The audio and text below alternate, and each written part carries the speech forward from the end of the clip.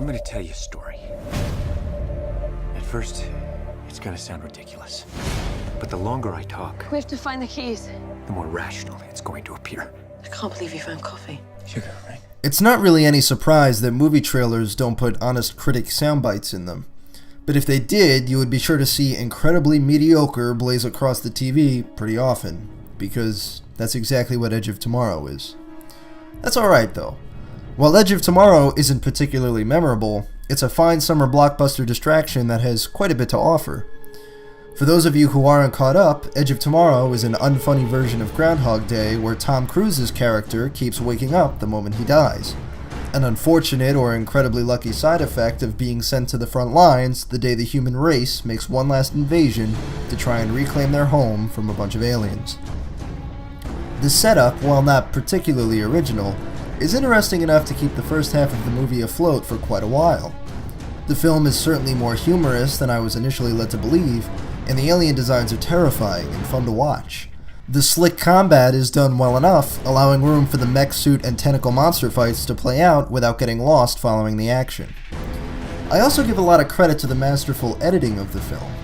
The nature of dealing with time travel can leave a lot of viewers confused or certainly bored if the concept isn't handled with care. Luckily, Edge of Tomorrow always makes sure the film feels like it's moving forward, even when it's technically going backwards.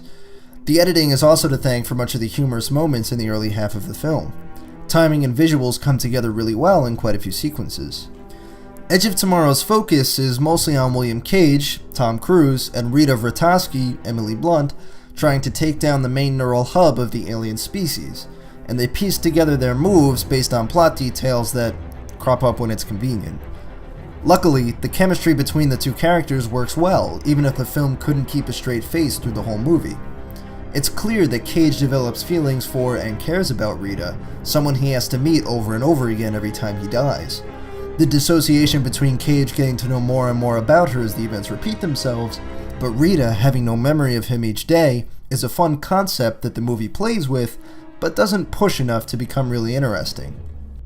This all comes undone when, spoiler alert, they inevitably kiss near the end of the movie. At this point, Cage has known Rita for over what probably amounts to weeks and months, while Rita technically has only known him for less than 48 hours.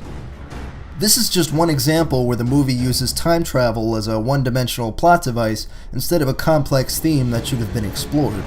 I would have liked to seen the film push some of these ideas more. They certainly could have pulled it off while still keeping with the action movie blockbuster tone they were going for. Instead, the film becomes incredibly straightforward when it reaches its second half. Edge of Tomorrow then eschews the fun nature of the first half in favor of a routine action fare. The film begins to feel too long, and the events leading to the resolution, as well as the finale itself, leaves much to be desired. The action, like the crop of side characters we are introduced to, is bland and uninteresting. Edge of Tomorrow is certainly a functional movie. There was no point in the film where I thought, holy crap, this is awesome, but there was also no point where I thought, holy crap, this is terrible. There's also a certain visceral satisfaction to seeing one of cinema's hottest action stars play a cowardly role and then get killed off over and over again for almost 2 hours.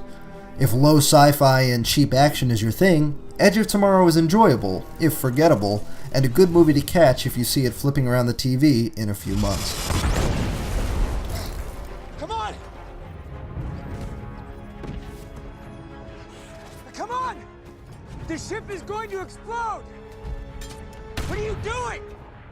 Find me when you wake up. What? Come find me when you wake up.